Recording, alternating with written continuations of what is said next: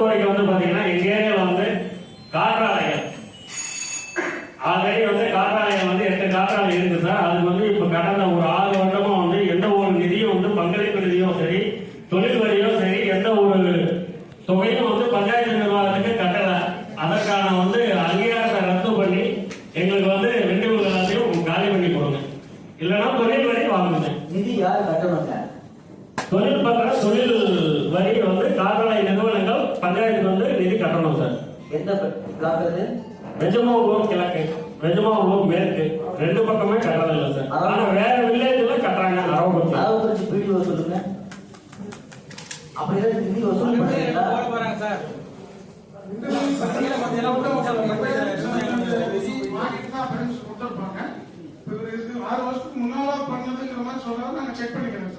இல்ல அந்த ஆர்டிஐ போட்டதுக்கு எங்கிட்ட வந்து ஆர்டிஐ மூலியமா வந்து எனக்கு வந்து தகவல் வந்து பாத்தீங்கன்னா எந்த ஒரு வரி விதிப்பு இது வரைக்கும் விதிக்கப்படல அப்படின்னு வந்து எனக்கு தகவல் கொடுத்துருக்காங்க.